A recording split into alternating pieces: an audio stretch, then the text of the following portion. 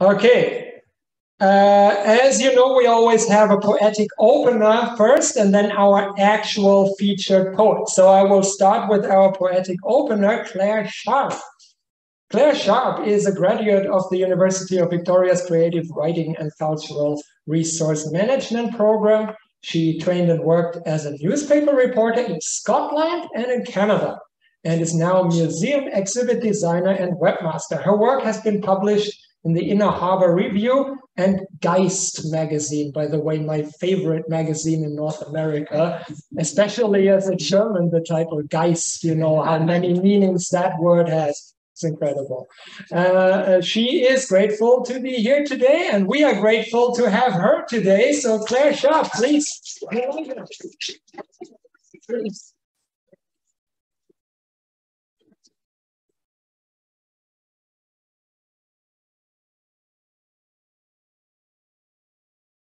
Good evening, and hello to the people on Zoom. Hello to Maeve and Isla, my granddaughters. Oh. They're watching, have no idea. They're like about 7 months old. So if I start doing Old MacDonald and just sort of veer off into that, forgive me. Okay, so I'd like to begin. Oh, thank you, Zoe. There we go. Perfect. I'd like to begin with a poem of gratitude, and also very grateful to be reading before you, Taria. For the hummingbird's metallic song, the sonic speed of its wings, for the red zing of the cardinal flower, its golden mitre of bees, for dawn's light and the pure hue of the water that pours over you, for sweet honey in the morning, for the trees that breathe the world into life. And this next poem is called 33 Weeks. It was actually written when my daughter was 34 weeks pregnant, but you can't really trust poets. She said, oh, it's 34 weeks. I said, yeah, but 33 weeks just sounds better. So 33 weeks. My daughter carries the crowded house of her belly with an awkward grace, shifting the weight of the cargo from hip to hip. A freighted ship in full laborious sail. A tree bough, not broken but bent by the fruit it bears. The planet Mars with its pair of lopsided tiny moons, a tender young republic of 3, an unpopped balloon, a circus caravan of acrobats rehearsing in the dark, an ark, a shiny Ferris wheel swung low by gravity's tug, an ark, I beg your pardon, by gravity's tug, a bubble on the verge of bursting, the way it trembles on the summer air before the moment of letting go. This next poem is called First Date, Corstorphine Zoo. And it is about my very first date. We are a fine pair, all shiny and new, proceeding through the gift shop to gaze at gazelles across a wary abyss. Shall we witness a display of mating behaviors behind the great ape house? My inadvertent heart wants you to take me down to the enclosure between the meerkats and the margays, evading the emu's watery frown and the prying marmosets. Take me away from the fishy flamingos and subdue my guilt over the hippo's predicament. The snuffled warnings of the giraffes bemoaning the futility of reproduction, the acres of lions grousing about what a lousy waste of time it is to mark territory that doesn't belong to you. Your eyes are as blue as the polar bear's igloo. the empty air above the moat, the painted rock pools. This next poem is an erasure poem based on a prose piece by a poet named Robert Lowell, who I'm sure all of you will be familiar with. It's an amazing piece of writing, and it was a lot of fun to do the erasure thing with it. So it doesn't have a title, but his work is called 33 Revere Street. In 1924, people still lived buttoned, bounded by slums, following upset expectation, the lace curtain era dominant, the palmy immutable fact sanded down or abandoned to decay. They changed their language and nationality, spoke the flat nay-nay of decency, condescended to football games in the brutal stadium, had many downs winning financial and social advance, promised recognition and acceptance, offered soap but never life. Earnings decreased less from year to year. Father tried to come to terms with it. He liked the neighborhood's lack. A democratic mumbler, his opinions were matter of fact, his allegiance alarmed by fancy groceries, bootleg in teacups. Outside was flat, unvaried, a wall formed in the heart, the ordinary like elephants, bare and white, notched, cracked leaves marring each disfigured inch. And this next poem is a bit of a history lesson, but for many of you, you may remember the assassin Lee Harvey Oswald, who killed John F. Kennedy. And this is really about him, but also about Marina, his wife. I confess, yesterday I could not recall the name of the man who shot JFK. An event so central to my childhood, I thought I would remember it always. My mind circled this vacancy for hours, an elephant digging for the bones of its dead. My head resurrected Sirhan Sirhan, who shot John F. Kennedy's brother at the Ambassador Hotel in Los Angeles.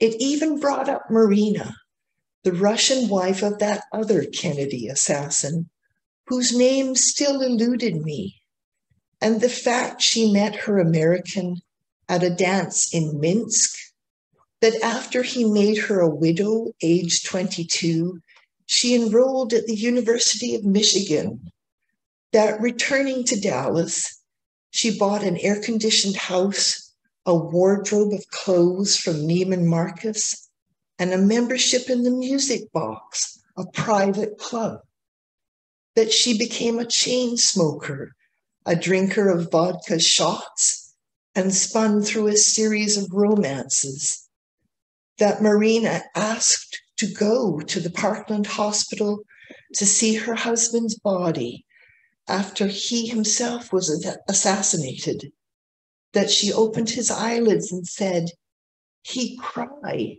he eye wet." Such detail, such concrete specificity from the traitor memory I use now to forget. How am I doing for time? Because I think you're kind of right in it. Okay, I got time for just one more? Okay. This one is called Loser. The things you lose make a long list. The nub of the cord that tethered you, your ticket stub for entry to this world, your first rattle, the tatty teddy bear that followed you to school, how you howled at its mystery vanishing trick, your baby tooth, more teeth, still more teeth, strings of mittens, skates, 2 pairs, thick winter scarves Aunt Lizzie knit, the pink bike from the Simpson Sears catalog, Swirl ponytail Barbie, the wet black dog who didn't have a name yet, the catcher's mitt Peter Poprosky loaned you, your brother's pogo stick, the turtle that kept disappearing, the kitten that never came back, the slinky you got for Christmas, the ring your father bought you, the change cascaded from your pockets, your mother's pearl necklace,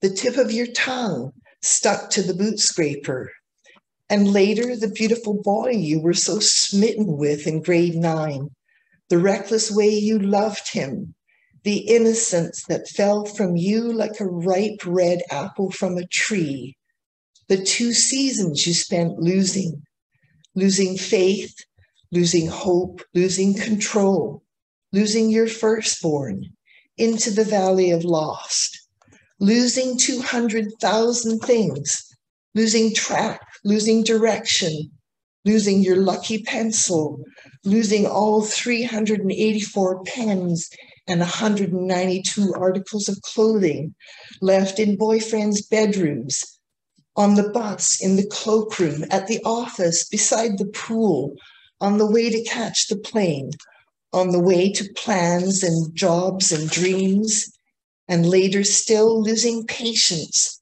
losing the remote control, losing all self-control, losing the keys to the shed, the keys to the car, the keys to the house, the keys to the kingdom itself, losing your head, losing passwords, losing passports, umbrellas, earrings, losing that letter you meant to answer, losing touch completely, losing the permission slip for your daughter's field trip, the matching can of paint for the bathroom, losing your husband of 22 years, losing your mother, losing your job, losing your balance, losing muscle memory, losing muscle mass, losing your nice firm ass, losing your life savings, losing the point of the exercise, losing your best friend, your husband of 22 years, your father of forever. Here you are at that certain age where every act is scrutinized, the coffee pot in the oven, your glasses in the fridge, so much that you loved, lost without the possibility of found. The whole universe is made of losing. We are here to hold, not to keep. We lose because we are flawed, because we are human, because we have things to lose.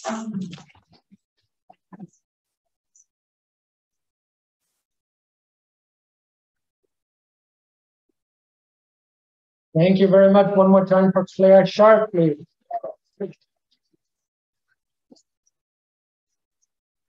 I want to say it's already a pretty great evening. I'm having quite a blast here with all the many first-time readers or great regulars, all these people at the open mic, and now Claire reading, and we still are not finished yet, not at all, because we have our featured reader, Tāriq Malik, who is here. I want to say that again, because we got that sponsored by the Writers Union of Canada. So a big thank you to the Writers Union of Canada for having Tāriq here. Tāriq, on the little blurb that I have here to say about you, it says that you have worked across poetry, fiction, and art for the past 4 decades. So you started at age 7 or so. That's amazing, right?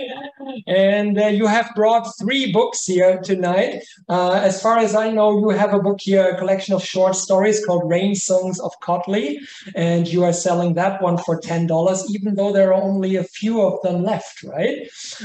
You also have a novel called Chanting Denied Shores, also on sale there for $10. But what you are mostly bringing to us is your debut poetry collection called Exit Wounds, that you sell there also for $20, but you are also going to read from that to us now. Please do so. Tāriq Malik.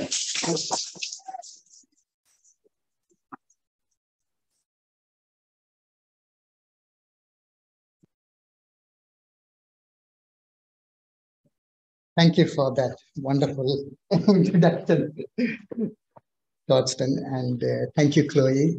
I'd also like to thank TWAC, Writers Union. I'd like to thank Planet Earth, Poetry, and all you folks to give up a Friday night to be here. And I really enjoyed the readers. Fantastic, every one of you. And I'm glad your teachers are here to promote you. And what you read was fantastic also. Thank you so much. Since we heard a poem about hummingbirds, I'd just like to add a haiku to that, which is burnished in fire. Burnished in fire. I keep forgetting it. Let's leave it. My mind is somewhere else. It can be done later on. And so, like Dodson said, this was the first book I wrote. This was my entry into publications. This was a book about my hometown in India, North India. Rainsongs of Kotli. Kotli is my hometown. And it's my Makondo, it's my Malgudi. It's the village that inspires me. They say it takes a village to raise somebody, so I need to thank that. And I'm going back to it, writing a book of poems about Kotli. This was Chanting Denied Shores, which came out about, let's say, 8 years ago on the centenary of the Komagata Maru. It is the first novel about the Komagata Maru incident, and it's set in Vancouver. So you would think BC publishers would want to publish this. 40 years, I said I've been writing for 40 years, but I've only been published for 17 years. For the simple reason, no one wanted to read our stories. No one wanted to read about Komagata Maru. Nobody wanted to read about Kotli. Now, if you walk into Indigo today, 80 or 90% of the books out there and the stories that they engage you with are non-Eurocentric. Thanks to COVID. How else will we realize there are other stories? That someone else also exists, the rest of the world. This book came about especially because of COVID. I've been writing poetry for a long time. I already have about 3 or 4 books written, which I couldn't get published.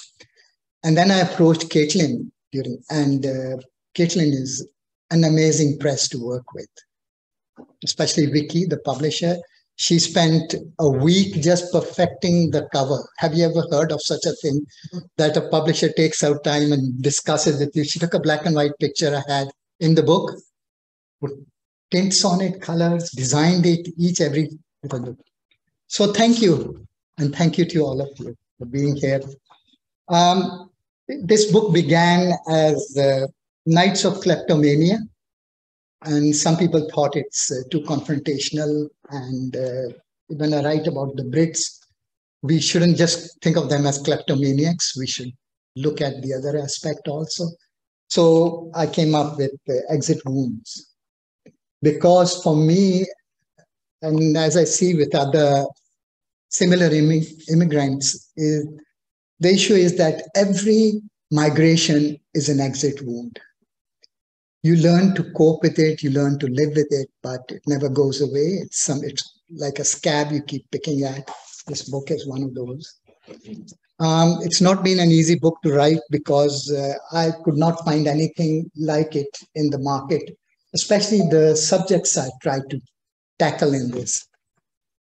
So I'm going to begin. How much time do I have? Okay, good. That should. Oh, sorry. That should be enough. Thank you. Exit Wounds has 5 chapters in it. It begins with Homesick Tribe. So that is the people of Kotli, their homesickness. So it's called the Homesick Tribe. And I write about Kotli. Then I go to the lives of our poets. I'm also trying to introduce Western audiences to Punjabi. And because there's very little introduction or intermingling of Punjabi in this Western hemisphere.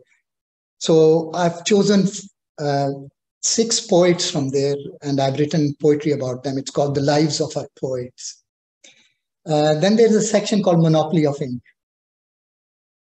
When the colonials ruled India for 190 years first, and then it goes back actually 300 years, they monopolized ink.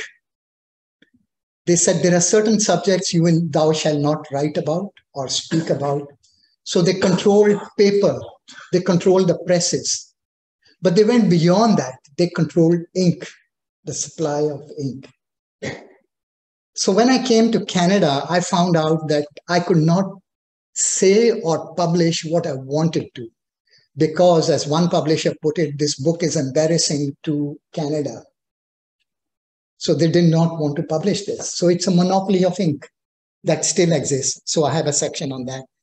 The other is an exit wounds, entry-exit wounds, and an epilogue. This year marks the 75th anniversary of the partition of India. And every 7th or 8th person you meet in the world today has indirectly or directly been impacted by it. It's not marked or anywhere in the West because most people are not even aware that this is happening. But the people who went through it, part of the book is about them and it's dedicated to them. I'm going to begin with something that epitomizes dislocation. The central theme of the book is search for home and dislocation.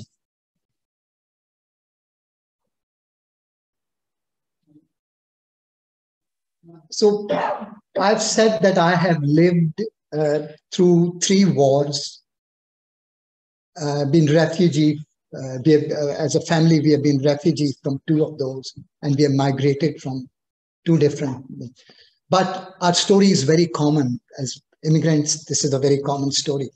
After the 3rd war, so I've been to 3 wars. The 3rd war was Kuwait's first Gulf War.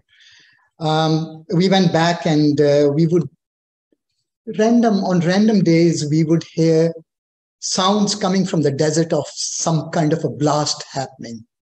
And I asked around what's happening, and they said a lot of landmines and soldiers have been lost, and the dunes are moving. A dune can travel up to 2 kilometers over a year.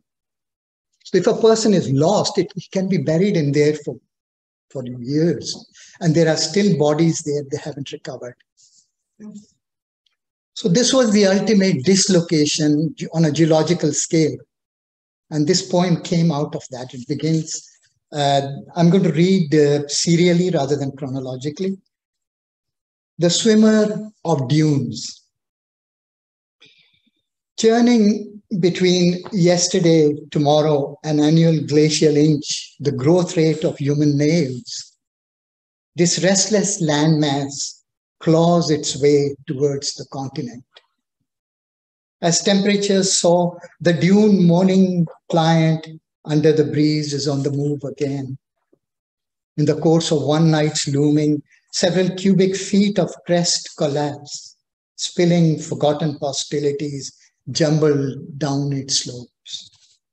Caught in mid-stroke rigor mortis, the swimmer of the dunes, restless and uncharted, dreams at dawn, sifting the sand's residue of insomnia.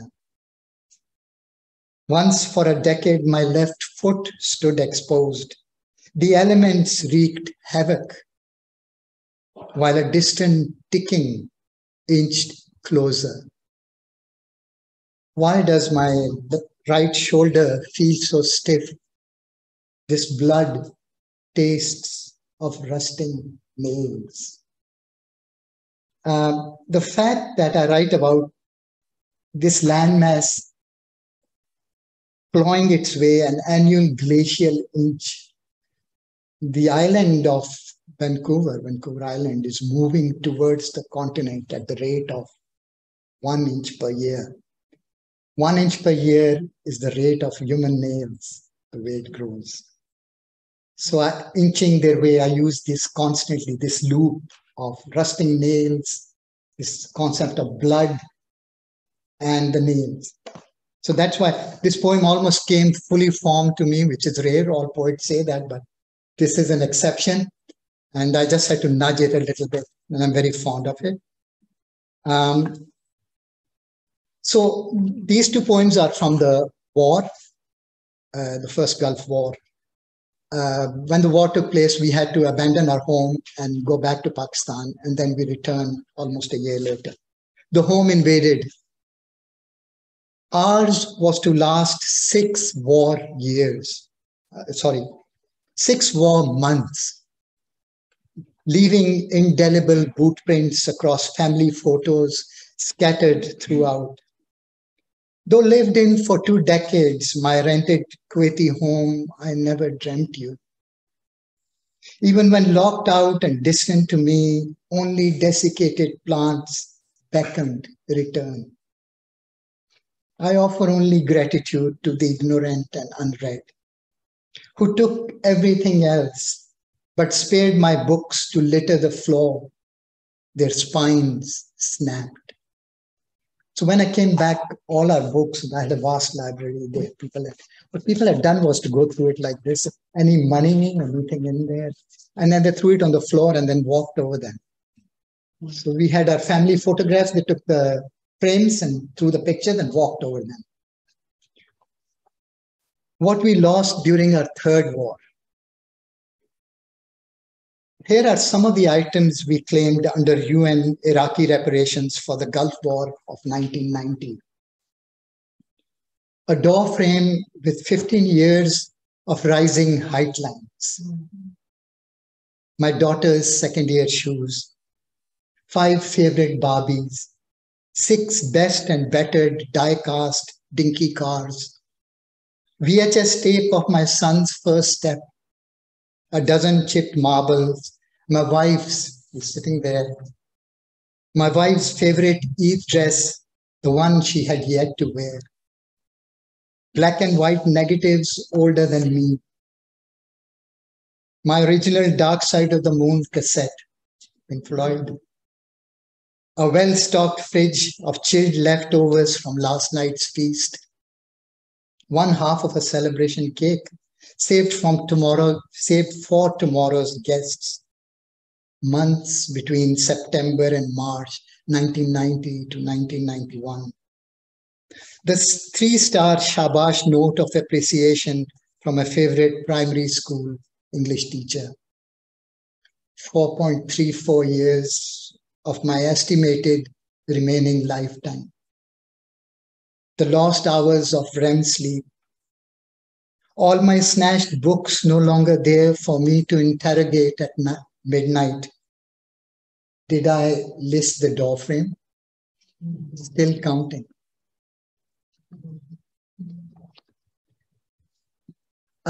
Most of you are familiar with Rohinton Mysteries, The Fine Balance, in which a man is holding. I wanted to publish that because this ekphrastic poem was written for that image, but I couldn't publish it because Tony Mediera wouldn't let me. There was a lot of financial incentive and all that. So I arrived at this image. A friend of mine had taken it, and the publisher saw this, and we put it on the cover also. They liked it that much. So think of this girl, and I wanted to go beyond that image and try and explain the life of that girl who's sitting up there, up above that pole. The frock belonged to a monkey who bit the showmaster in the crotch and was never heard again. Bacha Jamura, now the strongman drawls, pointing at the skinny girl perched on a platform the width of her bare feet atop a 10-foot pole, balanced solely on his thumb. You remember that he did this? On cue, she gestures at the sky, her glass bangles clink, the rings on the open palm of the strongman glint, his gold tooth gleams. As he swiftly hurls the pole several feet vertically, deftly alternating its landing onto the index finger. So he's doing this, he's doing this, he's doing this. And there's a girl up there. Taliyan, clapping. He repeats and teases out a reluctant applause. So there are words of Punjabi sprinkled throughout. but I think the context explains it. Several times during this street performance, the girl will scream, the audience will gasp, and a mother cradling an infant in her arms will move through the crowd pleading, save my girl, he is going to kill her. A few in the audience will snicker, unsure if this too is part of the act, so no one will react until the pole is finally lowered, and the girl with her heart in her mouth leaps to the ground and is rewarded with applause. The narrow circle tightens around these hustlers. Coins are hurled onto a spread sari as the strong man retrieves the paltry offerings. While dusting his battered props, the inverted pail, begging ball, and striped pole, he makes a mental note, pity the monkey. This skinny 4-year-old girl with feet barely able to perch is already too heavy for my act. She is not the star of my show. Only Raju, the master escape artist with slickly oiled locks tumbling down his shoulders, escaping all day from successively tighter rings, barrels, drums, boxes, takes that honor daily. The woman who is not her mother straightens the girl's ruffled frock while the infant in her arms, an odd series of such infants, squirms. Even Tommy the Pooch, balancing all day on a rolling drum, descends to earth, as if this pretend family leaves behind the pageant of the city, humming, Lutlea, Lutlea, Ajasi Mela Lutlea. Today we looted the carnival. Heading for their hovels, the infant is returned to the arms of its mother, and the performers pass cotton candy salesmen and technicolored dolls and frilled gaudy dresses and plastic red slippers. The girl stares at the array of bright balloons. Raju, the contortionist, gets to buy a new comb because he is.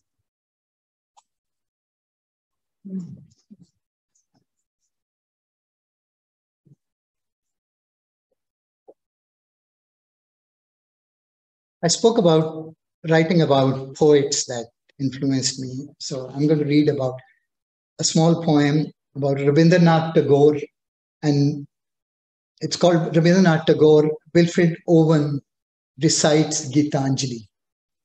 Rabindranath Tagore won the Nobel Prize for his poetry book Gitanjali.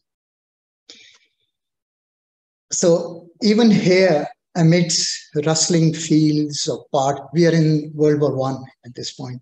Even here, amidst rustling fields of parched poppies and the receding of dews, the lotus blossoms into monsoon clouds.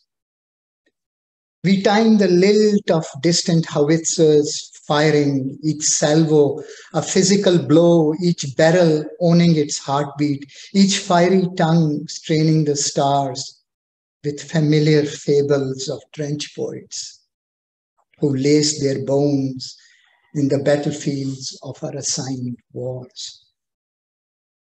If the end comes here, let it come. When I go from hence, let this be my parting word, that what I have seen is unsurpassable. These are the words of Rabindranath Tagore. After his death at Somme Ruiz Canal crossing at the war front in 1980, poet Wilfred Owen's mother received back his personal possessions. In the notebook that Owen carried in his pocket, he had copied poem number 96 from Gitanjali with the author Rabindranath Tagore's name. Owen had recited these lines from the poem quoted above when bidding his final farewell to his mother. He was only 25. French poets. I spoke about Monopoly of Ink. I'm going to read 2 poems. It's a series of poems, but I have only 2 in here. First one. The kleptomaniacs had always coveted the lilt, resonance, pitch of my speech and left me unable to speak of their denouement. They cut out my mother tongue and left me theirs. It does not fit my mouth. It pours lead into every ear. It robs my dreams of color. Instead of green sap rising, there is now this gray metallic tang and the resounding of steel. Here all my rain songs shrivel. How do I now speak to my mother or sing homespun lullabies to my unborn? How will I daily shape these stones to earn my keep? Second point. And now that my tongue has regrown, I speak hybridity and am of numerous minds here, and here, and must now learn to break through this chokehold over ink, over eyes, over ears, over mouths, where my cry begins as a whimper and becomes a scream that no one wants to hear, where oceans of ink are spilled to tell only one story over and over and over, everywhere, forever. Exit wounds. This one was a very difficult poem to write because it's the shortest one I have. And it's a concrete poem, but it begins with large text and reduces. And usually when I read this, I pretend I have stones here and I'm throwing it at the audience. So think of these as hurled insults in 7 languages. This poem was written in memoriam for Chin Banerjee, 1940 to 2020, political activist. And my favorite poet, Faiz Ahmed Faiz, said, "Jis tarah band darwazon pe gire barish-e-san, like stones hitting a glass door." Muhajir, Panahi, Rafiq, Paki, immigrant, refugee, wetback, FOTB. It is midnight already. Tell those who hurl stones at my window panes, heed your words. Go home. Yeah, and one more. One more? I think I should read a short one. Okay? This one's called A Billion Ships of Theseus. So the concept of Theseus is if a ship is traveling between point A and B, a Greek concept. If you replaced parts of it during the voyage, at what point in the journey will the ship be what it left, what arrives at its destination? What A Billion Ships of Theseus? What compels every 7th person you meet to abandon their home and join the jostling billion to whom only denied shores beckon? Every refugee, migrant, asylum seeker is a veritable ship of Theseus, suspended between the earth and a destination that is not quite home as yet. What do we know about this 7th person thundering out to shore, mud-smeared, hurtless, ears ringing with the familiar and tired generational arguments, pockets stuffed with ashes of forgotten ancestors? The Gadri Babas still sing or breathing in the dust of my homeland, the dissolved bones of my elders. The ground shifts underfoot and our armadas begin chanting every delivering tide. And here, amongst the abandoned harvest fields, freshly mined nocturnally, how quickly migratory herds have learned to feed on hoof, while testing the integrity of barbed wires with every savage tongue. Just last week, a stowaway casually tumbled out of an astonished English sky and landed on airport roof in snapshot rigor mortis. Another spilled from an unclaimed suitcase navigating an arrival's baggage carousel. Perhaps we are all such unclaimed baggage, endlessly circling global carousels. Thank you so much.